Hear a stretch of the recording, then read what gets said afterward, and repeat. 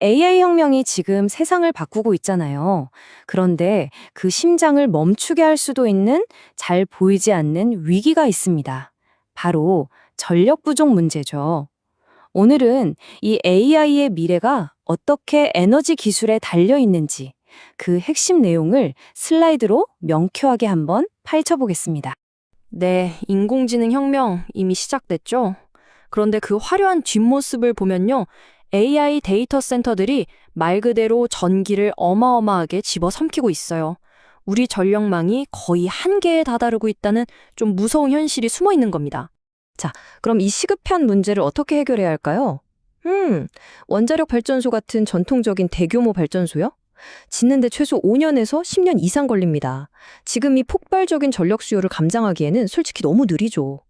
AI의 성장 속도는 이 시간의 공백을 기다려주지 않거든요.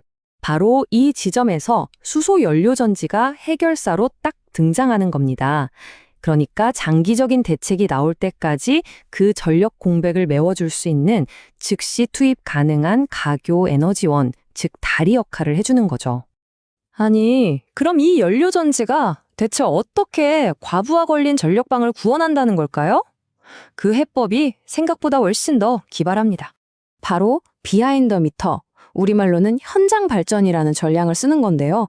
이게 뭐냐면 아주 쉽게 말해서 전기가 필요한 데이터 센터 바로 옆에다가 맞춤형 발전소를 지어버리는 거예요. 이렇게 하면 기존 전력망의 용량이 어떻든 상관없이 그걸 완전히 우회해서 안정적으로 전력을 공급할 수 있게 되는 거죠. 그럼 지금부터 한국의 대표적인 연료전지 기업이죠. 두산 퓨얼셀이 이 거대한 도전을 어떻게 헤쳐나가고 있는지 한번 깊숙이 들여다보겠습니다. 근데 되게 흥미로운 게 두산 퓨얼셀 내부에서는요, 회사의 미래를 걸고 두 가지 다른 연료전지 기술이 아주 치열하게 경쟁하고 있습니다. 자, 한쪽에는 회사의 현재를 책임지는 아주 안정적인 캐시카우인 PAFC 기술이 있고요.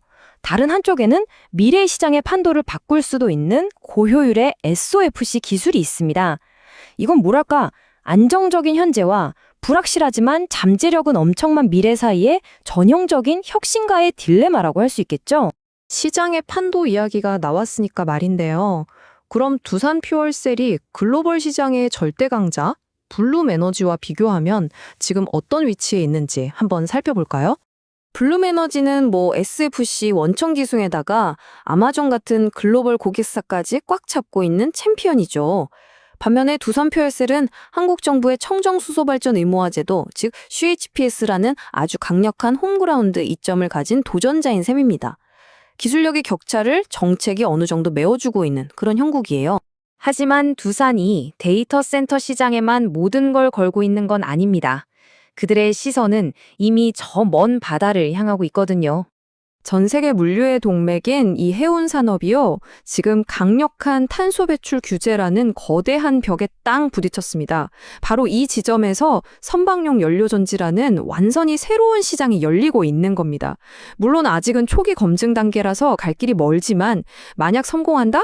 그야말로 블루오션이 펼쳐지는 거죠. 그리고 여기서 더 큰 그림이 있습니다. 단순히 수소를 사용하는 걸 넘어서 이 가치사슬의 맨 꼭대기로 올라가려는 계획을 가지고 있어요.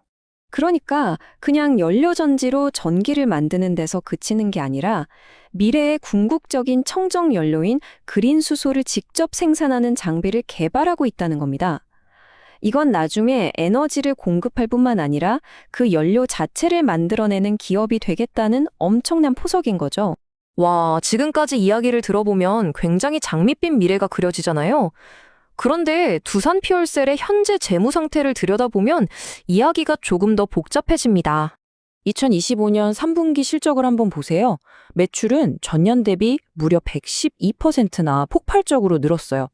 그런데 진짜 놀라운 건 회사가 돈을 벌기는커녕 오히려 영업 손실, 그러니까 적자를 기록했다는 겁니다.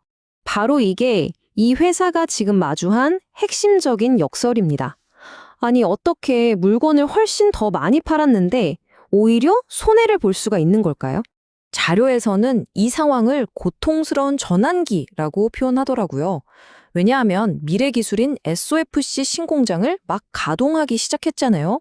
그러다 보니 재고 자산을 관리하고 하는데 막대한 초기 비용이 들어간 겁니다.